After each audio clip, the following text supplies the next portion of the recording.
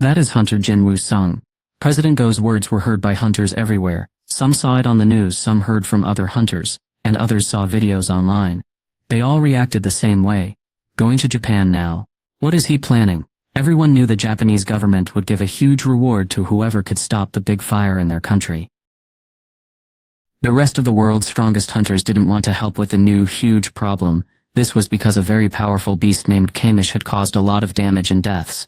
After that, hunter groups stopped trusting each other and kept to themselves. Even if they had been asked, most wouldn't have gone. He's being unreasonable. The strongest hunters from America were meeting at a fancy hotel in Maryland when they heard about President Go's plan.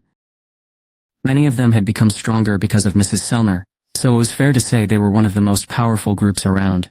This made them think it was funny to hear about the brave hunter from a small country in Asia. He probably just discovered his abilities, and thinks he's more powerful than he is. Does he really believe fighting bugs is the same as fighting really big creatures? I'm telling you, hunters who are too confident usually don't survive. It was strange that hurting those ants would cause trouble for him later. People had seen Jinwoo do amazing things on Jeju Island, and everyone agreed he was very strong. But giants were much more powerful. Jinwoo's ability to call on so many helpers was a good way to fight the army of ants. One very powerful magical creature could be the strongest monster in a difficult dungeon. Even though Jinwoo was strong, could he fight several giant creatures all by himself? Also, the boss giant moved in surprising and wild ways, like an animal, and it had defeated Yuri or Love. How could one hunter beat such a fast and large creature? The hunters began making bets just for fun.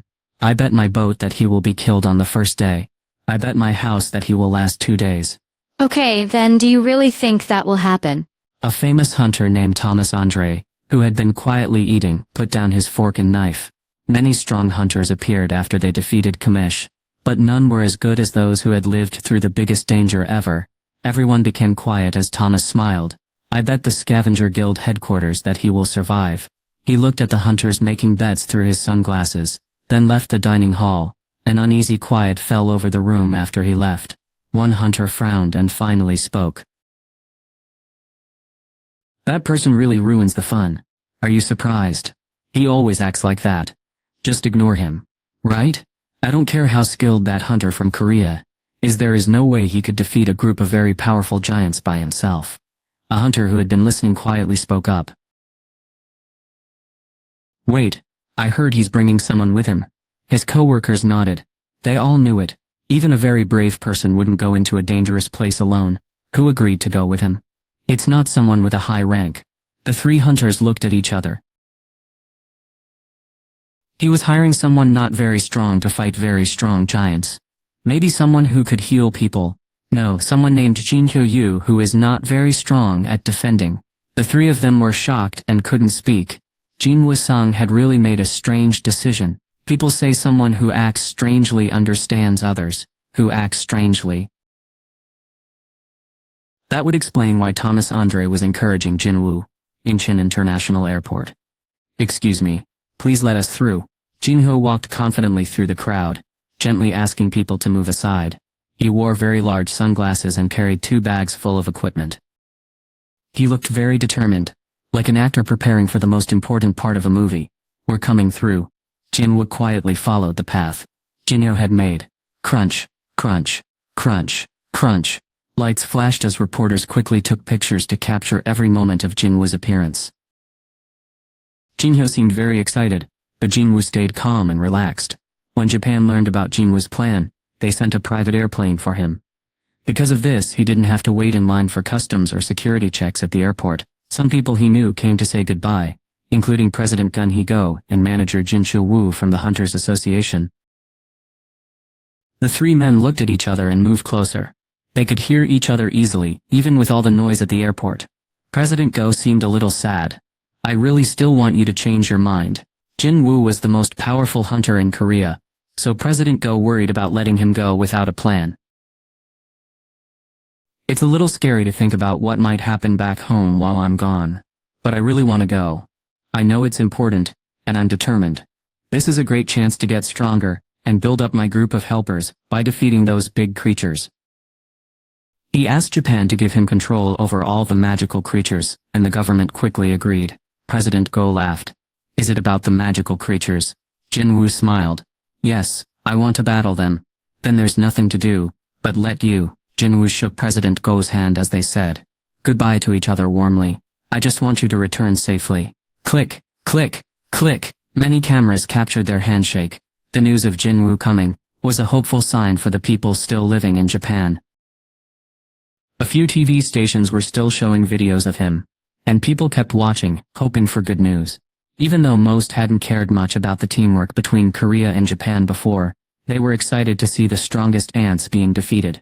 But they were also getting worried because the giant creatures were moving south very quickly. I heard Hunter Jinwoo Sung has come to Japan, a boy announced on the radio, and everyone around him looked happier. However, things were still difficult for people in areas where the giants had caused power outages and stopped the gas from working. They didn't know help was coming, so they waited for the rescue team to arrive. The Japan Self-Defense Forces are here. 2 soldiers from the JSDF walked into the small nursing home that was run by an older couple. They looked very pale. The owners were relieved to see the soldiers arrive, but the situation was worse than they thought. The soldiers shook their heads. We don't have enough space for all the sick people. We can only take 3 or 4, the wife said. That can't be right. We have more than 10 people who can't move easily, her husband agreed, but the young soldiers were worried about leaving. We don't have time to worry about people who are very sick. The giants are coming this way. One soldier said, covered in sweat. Everyone else in the area had already been moved to safety, so it wouldn't be long before the giants smelled the people and found them. The old doctor looked at the ground, then lifted his head and spoke with a strong voice. I can't leave my patients.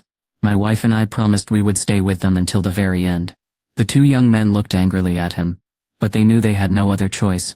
They picked up their radio and spoke very clearly, so the couple could hear everything. The people here have said they won't leave. We will leave without them. The soldiers ran outside, and the couple heard a car start. They patted each other's backs and sighed with relief. Suddenly one soldier ran back in, carrying a rifle. What are you doing? The elders asked, holding hands tightly. The soldier shouted, if you stay here, those large creatures will destroy you. It's better to die quickly than to suffer a terrible fate. He pointed the gun at the doctor and his wife, and they jumped back in fear. This is your last chance. Will you come with us, or will I have to make you? The young man kept his weapon steady. The couple paused, unsure what to do. The soldier really wanted them to leave with him, and he was serious about making them if he had to. But he was also asking them to stop helping others, which was a very difficult decision for them. It seemed like they could not choose. The seconds felt like a very long time. A drop of sweat fell from the young man's forehead, went into his eye, and made it hard to see. He frowned when a growling sound came from his stomach. He was hungry, but he didn't look away. Excuse me, someone said. The soldier quickly turned his gun toward the beds, where people were sick. Yes. In a dim corner of the nursing home room, an elderly woman, sitting up in bed, offered him a tray. On the tray was a small rice ball. The old woman smiled. If you are hungry, you can eat this. I don't feel like eating much. The soldier slowly lowered his weapon. Go ahead. Don't be afraid. The young man's hand shook as he took the rice ball. He remembered why he had become a soldier in the first place, to protect good people from harm. But he almost left them to face dangerous creatures all on their own. He felt ashamed that he wasn't strong enough to help. Tears began to fall as he realized what he had almost done. He told his partner to leave using his communicator. The older doctor was surprised and quickly grabbed his shoulder. What are you doing? He asked. I will stay with you, the young man replied. He put his rifle on his shoulder. I am a soldier, and I cannot leave when there are still people who need help.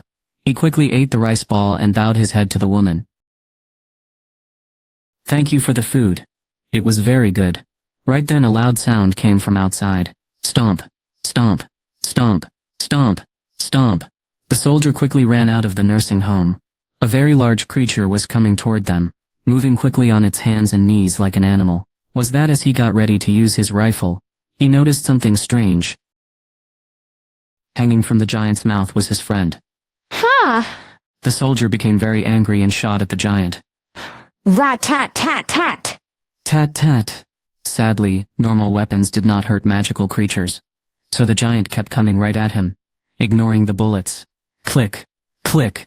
The soldier's eyes filled with tears, as he realized his gun was empty. Oh no!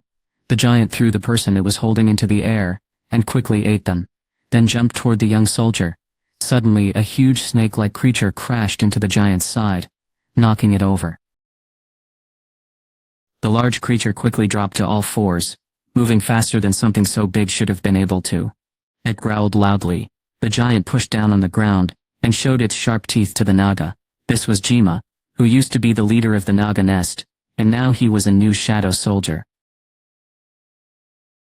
Jima held out his hand, and firmly gripped the black spear that appeared from a shadow. He waved the weapon in front of him, showing everyone he wouldn't let them pass. What?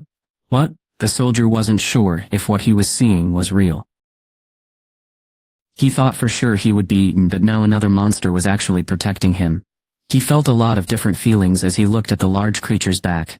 What was happening? Could they all get out of this safely? Could he, the older couple, and the people from the nursing home all survive this giant attack?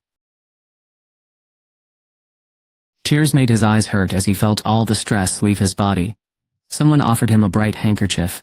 The young soldier looked at a man who seemed about his age. The man pointed to the handkerchief with his chin, and then nodded, encouraging him to take it. The young man didn't know Japanese, but he understood the question. Was he from Korea? The soldier wiped away his tears with the handkerchief that was offered. Who are you? How did you arrive here? The man from Korea shook his head, and gave a thumbs up to show he was okay. Good. Excuse me. Very good. Thank you. The soldier thanked the new person. He wasn't sure why, and then he saw another man who seemed to be with him. This man was covered in blood. The soldier didn't know much about hunting, but he could tell this new person was strong. It's too dangerous. Jinwoo had already looked all around the nursing home. He looked back at his friend and said, I need to move this to a different place. It's too close to others. Jinhyo had seen Jinwoo fight big creatures before, so he understood what his boss meant. I'll wait for you right here. Okay. Jinwoo noticed a young soldier who looked scared. He walked over and lightly touched the soldier's shoulder to show him he had done a good job. Most people would be very scared to fight a large magical creature alone with just a gun. Having explored many dangerous places, even when he was new to it, he understood how much bravery it took. As the soldier looked at Jinwoo, he quietly said, Wow. The hand on his shoulder felt strong and reassuring. It made him feel much less afraid and relieved.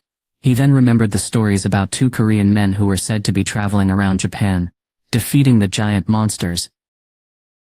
One was a hunter known for defeating very powerful magical creatures mostly by himself. His name was Jin Woo-sung. It was definitely him. The soldier's heart beat fast when he realized he was meeting a famous hero. He quickly turned to the other Korean man. Is that really him? The top Korean hunter? Jin Hyo nodded again. Good. Jinwoo walked toward the two fighting beasts with a worried look. Gak. The large monster was biting down hard, on Jima's shoulder. Even though the snake monster was also trying to protect the people behind him, he used to be the boss of a difficult dungeon, and he was much stronger than the regular shadow creatures. The giant was strong enough to defeat him, even though it wasn't the leader, which showed how dangerous all the giants were. Jinwoo frowned when he saw his soldier being beaten, and he lowered his body, putting energy into his legs. Crack. Crack. The road under his feet started to break. Boom. Jinwoo jumped up toward the giant's face. He noticed his target saw him coming quickly. Jinwoo suddenly understood something important. They were much stronger than he thought. Jinwoo's fist hit the giant's forehead with a loud sound. He didn't think his punch would hurt much, but he watched as the giant moved its head back to lessen the blow. A very large and fast creature made regular hunters feel powerless. But Jinwoo was not a typical hunter. He created a magical dagger in the air and reached out his hand toward the creature's face. With a special power, an unseen force seemed to pull the creature's face forward, bringing it closer quickly. What's happening? The creature panicked, surprised that his opponent could fight back while flying, and tried to pull away. But it didn't work. When Jinwoo was close enough, he used a special ability. He quickly struck at the giant's face many times. It was hard to even see his movements. The giant roared loudly. Then, with a loud crash, the giant fell to the ground, covering its face and shaking with pain. It couldn't see anything anymore. Jinwoo landed gently, thinking his work was finished. It was over. But when the giant sensed Jinwoo coming near, it jumped and ran away quickly. Could giants feel the energy of other living things too? The more Jinwoo fought them, the more he realized these giants were very interesting creatures. He thought of them as huge weapons used in battles. His target was moving farther and farther away, but Jinwoo wasn't gonna let it get away. Suddenly Jinwoo moved toward it very quickly, like a flash of lightning.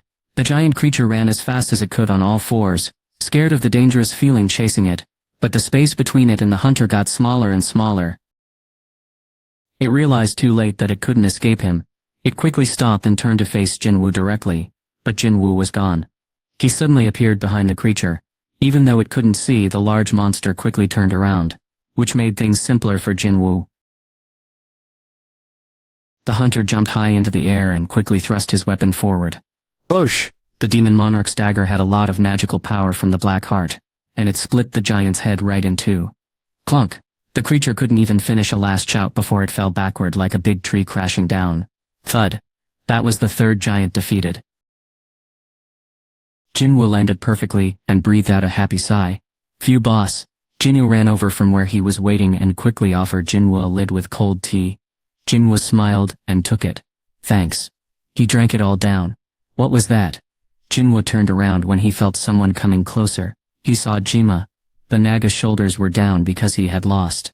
You did a good job fighting. Good work. After hearing those encouraging words, he remembered Jima. As usual, the Nagas turned into shadows and became part of Jinwoo. Jinho had a question for him. Boss.